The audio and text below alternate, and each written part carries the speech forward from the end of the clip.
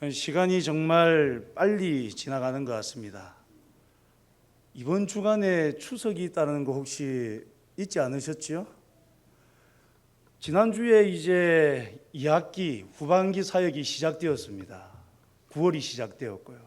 근데 벌써 추석입니다. 지지난주에 가을 특별 새벽기도회를 하고, 그리고 지난주부터 양육훈련, 목장 모임, 그리고 화요전도대, 경로대학 모든 것을 개강을 했고요. 시작하기가 무섭게 이제 또 해외 개척교회 설립 받아야 한다고 막 이렇게 이야기를 하고, 오늘은 뭐 했습니까? VIP 초청잔치 발대식까지 했습니다. 지난 주일날 일부 예배 때 안내하시는 한 권사님이 이런 뉘앙스로 이야기를 하시더라고요. 아이고 시간 너무 빠르다, 뭐가 뭔지 모르겠다, 이런 말씀을 하시더라고요. 그도 그럴 것이 가만히 생각해 보니까 이번 해는, 올해는 더 그런 것 같습니다. 보통은 이제 가을 특별 새벽 기도회 하면 그래도 9월이 시작되고 이렇게 특별 새벽 기도회를 하고 있는데, 올해는 8월 마지막 주에 했거든요. 게다가 9월 시작하면서 바로 이 추석도 있고 해가지고 시간이 정말 빨리 지나가는 것 같습니다. 이 자칫 잘못하면은 나도 모르게 9월달 그냥 지나가고 10월달 되고 11월달 되고, 그 다음에 몇 월입니까? 12월입니다. 12월이 지나면 어떻게 되지요?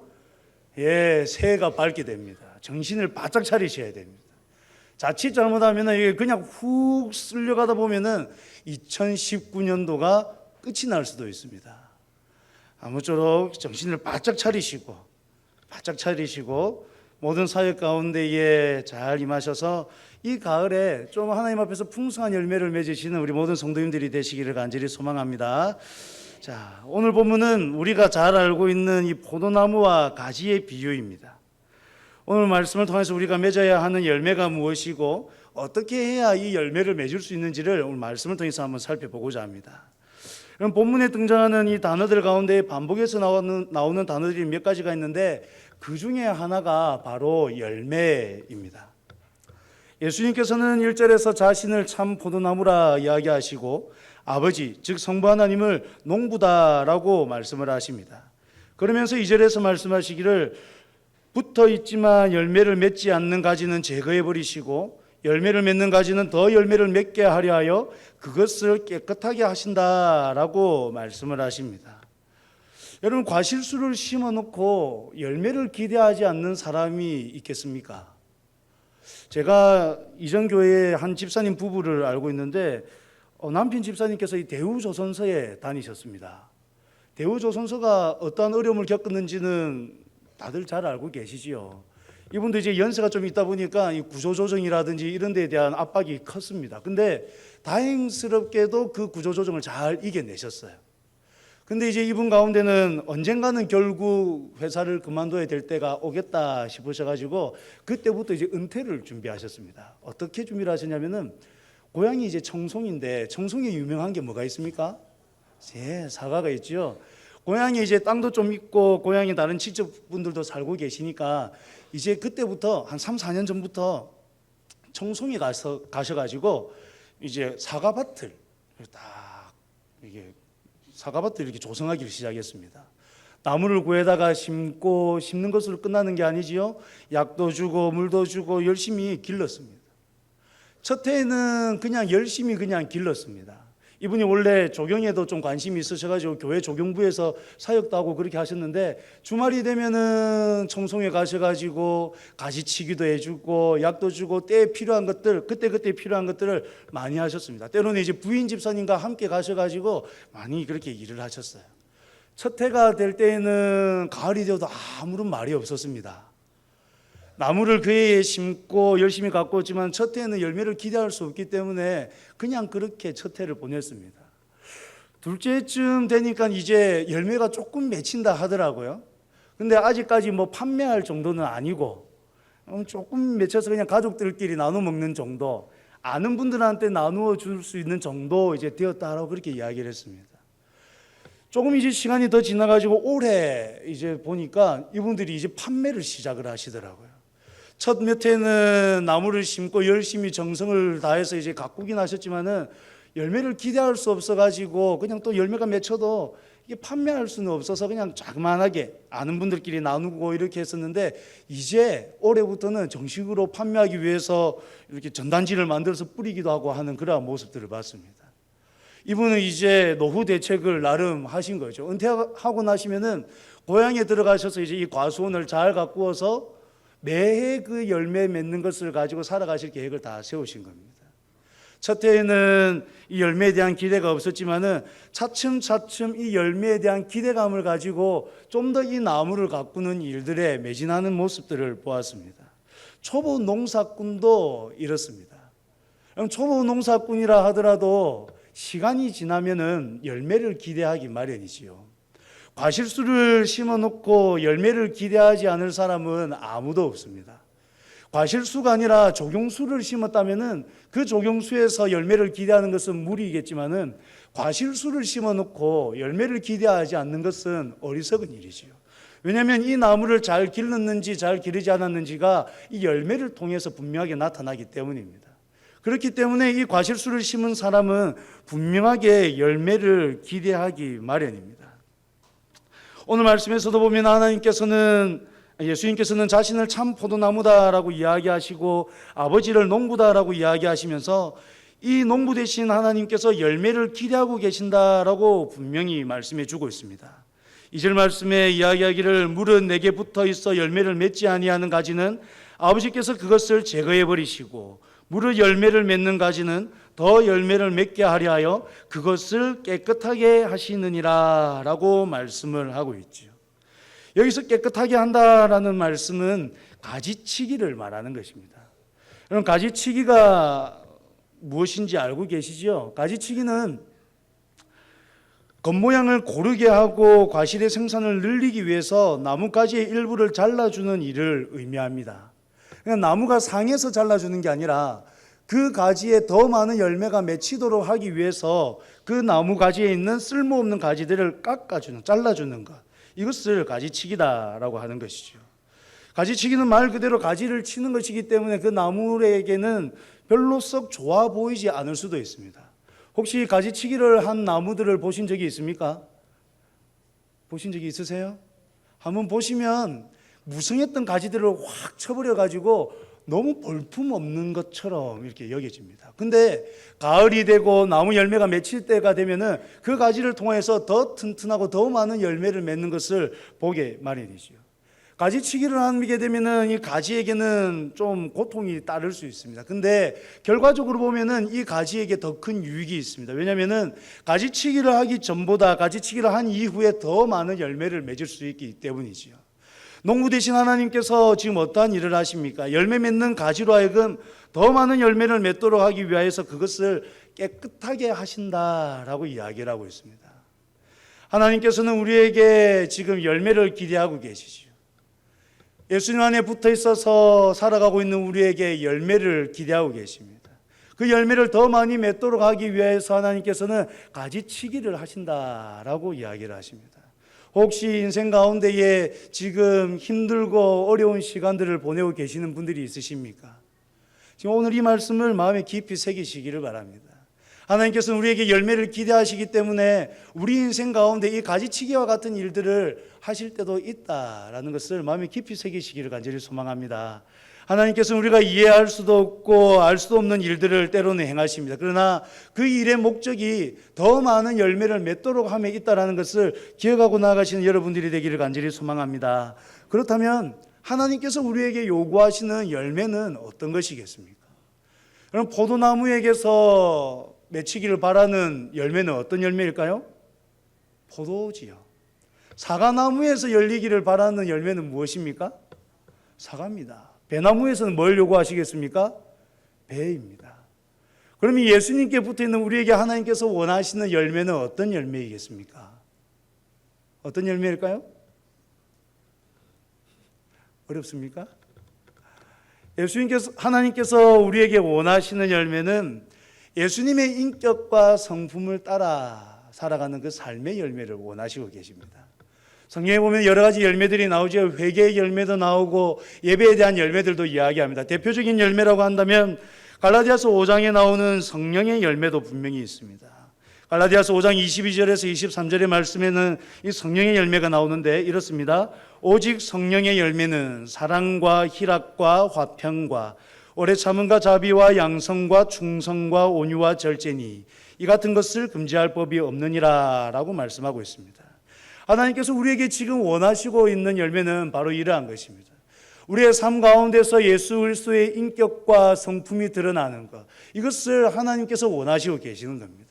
우리의 삶 가운데서 예수 그리스도의 인격과 성품의 그 모습들이 나타나기를 원하시면서 우리 인생 가운데 필요 없는 것들을 가지치기 해가시면서 더 풍성하게 이러한 열매들을 맺어갈 수 있도록 하나님께서 친히 이 일을 이루어 가신다라는 사실입니다.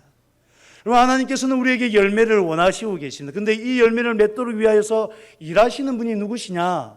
내가 아니라 하나님이시다라는 것이죠. 그럼 이것을 우리는 기억해야 됩니다. 왜냐하면 오늘 본문 가운데 강조되고 있는 단어가 열매도 있지만은 또 하나의 강조되고 있는 단어는 내 안에라는 단어이기 때문입니다. 그럼 하나님께서는 분명히 오늘 말씀을 통하여서 우리에게 그리스도를 닮아가는 그 인격과 성품의 열매를 원하신다라고 말씀하고 있습니다. 이 열매를 맺어가도록 하기 위해서 하나님께서 친히 일하신다라고 또 분명하게 이야기를 하고 있죠. 근데 이러한 가운데에 강조하고 있는 말씀이 무엇이냐면 내 안에입니다. 4절부터 7절의 말씀을 보시면 이 내 안에라는 말이 계속해서 반복적으로 사용되고 있는 것을 우리가 발견할 수가 있습니다. 이것을 통해서 우리가 알 수 있는 것이 무엇이겠습니까?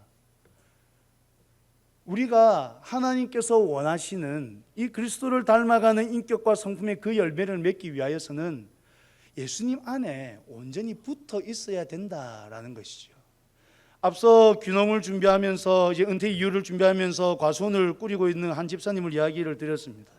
이 집사님들이 초보 농사꾼이지만은 여러분 그분들이 어디에 집중하겠습니까? 농사를 지을 때에 어디에 집중하겠습니까? 가지에 열매가 맺히니까 그 가지에만 집중하겠습니까? 가지에 분명히 사과 열매가 맺히게 될 테니까 가지를 튼튼하게 기르기 위하여서 가지를 탁 잘라다가 어디 좋은 곳으로 옮겨서 그 가지에 물 주고 비료 주고 이렇게 하겠습니까? 그러지 않겠지요. 여러분 가지에 분명히 열매가 맺히기는 하지만 열매가 분명하게 맺히기 위하여서는 이 가지는 나무에 붙어 있어야 됩니다. 나무에 붙어 있지 않고 이 가지가 떨어져 있으면은 당장은 아름다워 보이고 당장은 건강해 보이고 당장은 좋아 보일지 모릅니다. 당장은 더 튼튼한 열매를 맺을 수 있을 것처럼 보일지 모릅니다. 그러나 실상 시간이 지나면 어떻습니까? 그 가지에 있는 열매가 맺힐까요? 열매가 맺히지 않는 것이죠. 나무에 붙어 있지 않는 가지에는 결단코 열매가 맺히지 않습니다. 그러기에 오늘 말씀에서 계속해서 강조하고 있는 것은 무엇이냐면은 내 안에 거해야 된다라는 것입니다.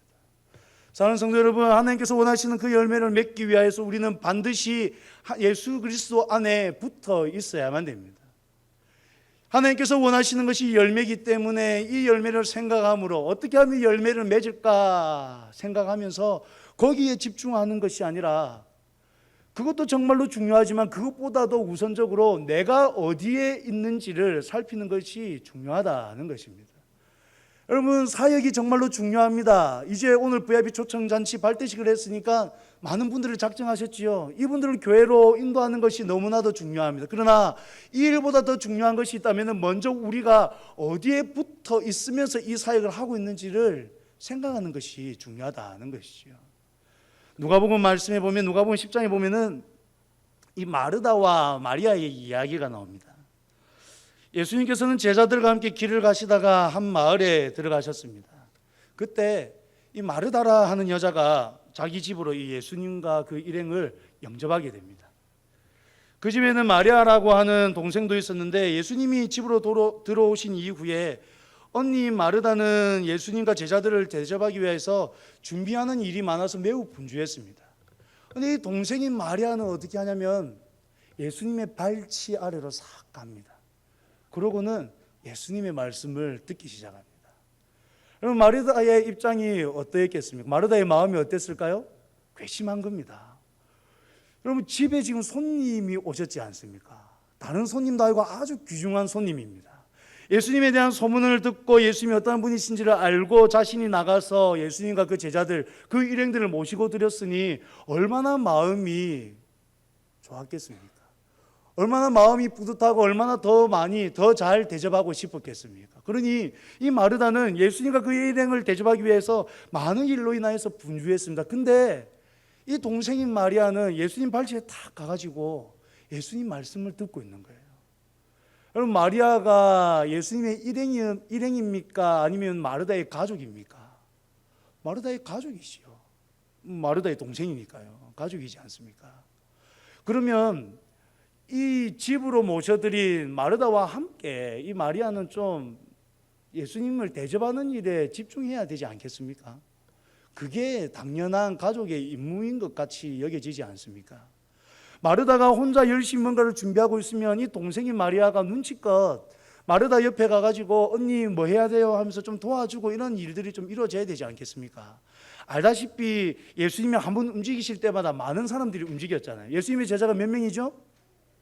12명이었습니다. 그리고 예수님만 포함하더라도 무려 13명입니다. 순식간에 13명분의 음식을 준비하는 일이 쉽습니까? 우리 주부 되시는 집사님, 권사님들 한번 대답을 해보시죠. 13인분의 음식을 갑자기 준비하는 일이 쉬우십니까? 어렵습니다. 13인분의 음식을 준비하는 데에는 많은 시간이 필요합니다. 게다가 미리 장이라도 봐놨으면 그나마 괜찮지만 장도 안 봐놨으면 여러분 이게 참 모시기는 모셨지만 참 난감한 일입니다. 집에 있는 온갖 식재료를 다 꺼내가지고 요리를 해도 시원치 않죠. 게다가 예정에 없던 손님을 모셨으니까 혼자 생각하고 혼자 준비하는 일은 정말로 벅찬 일입니다. 근데 마리아는 뭐합니까? 예수님 발치에 앉아가지고 나는 가족 아닌 것처럼 앉아가지고 그냥 말씀만 듣고 있는 거예요. 그러니까 마르다가 어떻게 합니까? 이 마르다가 도무지 답답해가지고 안 돼서 예수님한테로 찾아갑니다. 그래서 예수님한테 이렇게 이야기하죠. 주여, 내 동생이 나 혼자 일하게 두는 것을 생각하지 아니하시나이까? 그를 명하사 나를 도와주라 하소서. 마르다가 얼마나 답답했으면 마리아에게 직접 가서 이야기하는 것도 아니고 예수님한테 찾아가서 이야기를 합니다. 열심히 말씀을 하고 있는 그 예수님한테 찾아가서 예수님, 내 동생이 나 혼자 일하게 두는 것을 생각하지 않으십니까? 그를 명하사 나를 도와주라고 해주십시오라고 청탁을 하는 것이요. 이때 예수님의 대답은 마르다의 기대와는 정반대였습니다. 예수님께서는 마르다에게 이렇게 대답했습니다. 마르다야, 마르다야, 내가 많은 일로 염려하고 근심하나 몇 가지만 하든지 혹은 한 가지만이라도 족하니라. 마리아는 이 좋은 편을 택하였으니 빼앗기지 아니하리라. 여러분, 마리아가 마르다를 돕는 것은 인지상정입니다. 당연히 좀 그렇게 해야 되는 것처럼 여겨집니다. 근데 예수님께서는 어떻게 대답하십니까? 오히려 마르다를 자제시키시죠. 마리아를 일으켜서 마르다에게로 보내는 것이 아니라 마르다를 자제시키십니다. 마르다로 하여금 아니야, 그렇게 할 필요 없다라고 이야기하시는 것이죠. 많은 일로 염려하고 근심하나 몇 가지만 하든지 혹은 한 가지만이라도 족하니라 라고 말씀하시는 거예요. 그러면서 마리아는 이 좋은 편을 택하였으니 빼앗기지 아니하리라 라고 말씀하고 계시는 겁니다. 예수님께서 왜 이렇게 이야기하셨을까요? 지금 마르다는 예수님을 모셔드렸습니다. 자신의 집으로 모시고 자신의 집에서 예수님과 교제하려고 하였습니다. 근데 지금 마르다의 관심은 어디에 가 있습니까? 집안에 들어온 그 예수님에게는 관심이 없습니다. 지금 말씀을 전하는 예수님에게는 관심이 없고 온전히 어떻게 하면 이 예수님과 그 일행을 대접할까에만 집중되어 있는 것이죠. 여러분, 예수님이 우리 집에 들어왔고 예수님이 나와 함께하기 위해서 들어오셨는데 이 예수님과 관계없이 내가 하고 싶은 일만 한다면 무슨 소용이 있겠습니까? 오늘 오전에 목사님의 말씀을 통해서도 우리가 들었지 않습니까? 자신의 열심보다 그 열심보다도 더 중요한 것은 방향이다 라고 했습니다. 여러분, 열심보다 중요한 것은 방향입니다. 아무리 열심히 한다 하더라도 그 방향이 잘못되어 있으면 아무런 의미가 없는 것이죠. 잘못된 열심은 오히려 큰 해를 가지고 올 수도 있습니다. 지금 마르다의 모습이 그렇지 않습니까? 집안에 예수님을 모시고 예수님과 교제 나눌 수 있음에도 불구하고 오히려 자기가 하고 싶어하는 그 일 때문에 예수님을 섬기지 못하는 모습, 예수님과 함께하지 못하고 예수님을 누리지 못하는 그 모습이 너무나도 안타깝지 않습니까? 이 마르다의 모습이 자칫 잘못하면 우리의 모습이 될 수 있다라는 것을 생각해야 됩니다. 오늘 말씀에서 하나님께서 우리의 삶 가운데 원하시는 것이 열매다라고 이야기를 하니까 우리의 삶 가운데에서 더 많은 열매를 맺기 위하여서 스스로 노력하고 스스로 열심을 내게 되면은 이 마르다처럼 우리와 함께 하시는 그 예수님을 경험하지 못하고 그 예수님과 교제 나누지 못하는 일들이 일어날 수 있다라는 것이죠.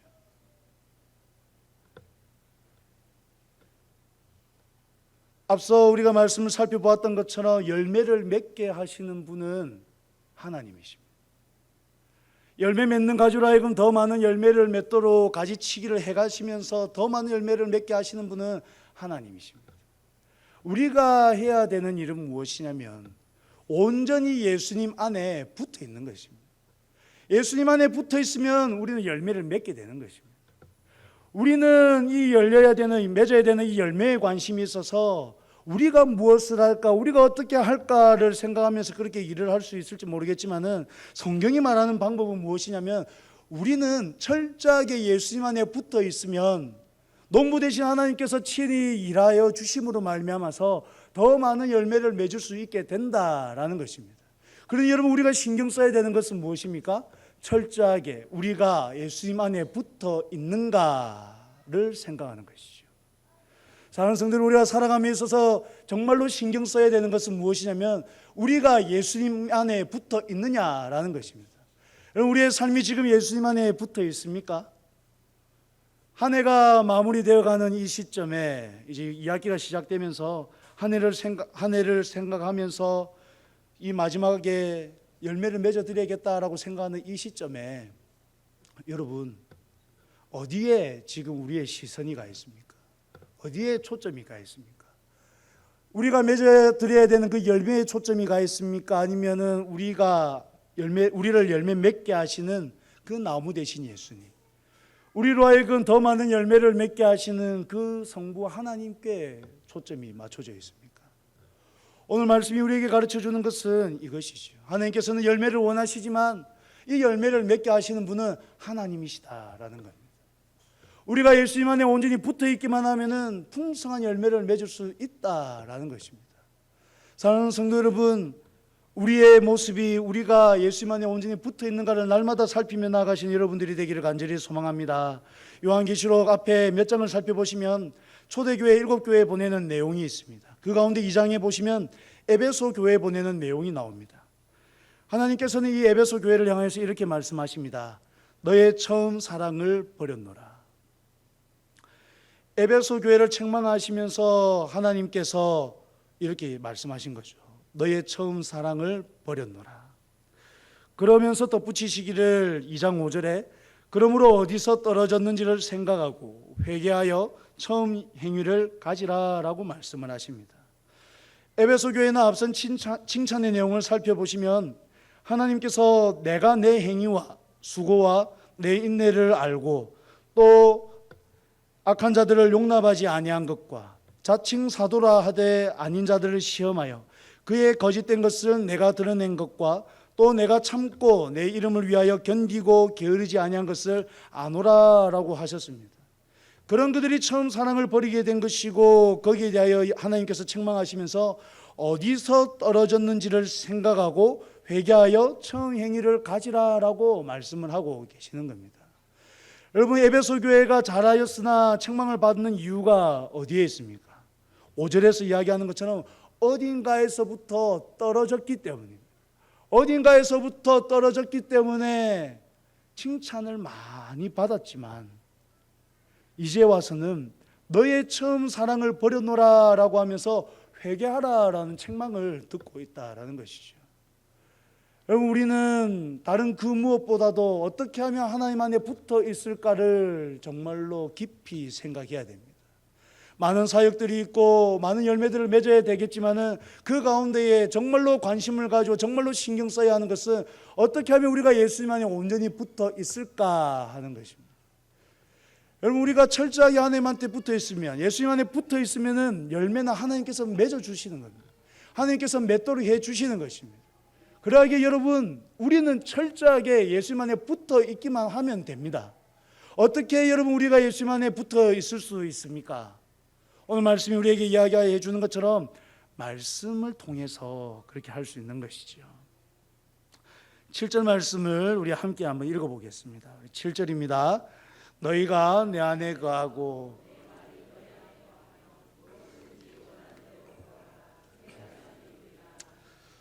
(7절에서) 이렇게 이야기합니다. 너희가 내 안에 거하고 내 말이 너희 안에 거하면 무엇이든지 원하는 대로 구하라. 그리하면 이루리라. 구하고 이루어지는 일에 대한 공식이 지금 어떻게 나옵니까? 너희가 내 안에 거하고 내 말이 너희 안에 거하면입니다. 말씀 대신 예수님을 우리 안에 모시면은 구하는 것들이 이루어진다라는 것이죠. 예수님 안에 거하는 것은 7절에서 특별히 내 안이 아니라 내 말이라고 이야기하는 것처럼 말씀 대신 예수 그리스도, 말씀을 우리 안에 모심으로써 이것이 가능하다라는 것을 알 수가 있습니다. 하나님께서 우리에게 기록된 말씀을 주셨지요. 이 말씀을 가까이 하면, 이 말씀을 읽고 묵상하면 우리는 예수님 안에 거할 수 있게 되는 것입니다. 왜냐하면 그 말씀이 하나님을 이야기하고 있고 예수님을 이야기하고 있고, 하나님이 어떠한 분이시며 예수님이 어떠한 분이시며 우리에게 원하시는 것이 무엇인지, 하나님이 예수님이 어떠한 일을 행하시는지를 분명하게 기록하고 있기 때문인 것이죠. 사랑하는 성도 여러분, 말씀이 우리 안에 거하면 우리는 하나님이 원하시는 대로 살아갈 수가 있습니다. 말씀이 우리 안에 온전히 거하시면은 우리는 무엇이든지 원하는 대로 구할 수 있고, 그 구한 것에 대하여서 받을 수 있습니다. 이것이 오늘 말씀이 우리에게 주는 유의입니다. 분명히 하나님께서는 열매를 원하시고 계십니다. 이 열매를 맺기 위해서 우리는 철저하게 예수님 안에 붙어 있어야 되고, 예수님 안에 붙어 있으면 하나님께서 친히 역사하심으로 말미암아 많은 열매를 맺게 됩니다. 이 열매를 맺는 과정 가운데 7절이 이야기하는 바와 같이 우리가 말씀 안에서 온전히 거하면은 우리는 하나님 앞에 모든 것을 구할 수가 있고, 그 구하는 것을 모두 받을 수 있게 됩니다. 여러분, 이것이 온전한 연합이지 않습니까? 온전히 예수님 안에 연합함으로 말미암아 누리게 되는 은혜이고 복이지 않습니까? 하나님께서 원하시는 것은 바로 이러한 모습입니다. 우리가 예수님 안에 거하는 것이죠. 말씀이 우리 안에 거하시는 것이죠. 그렇게 되면 구하는 모든 것을 얻게 됩니다.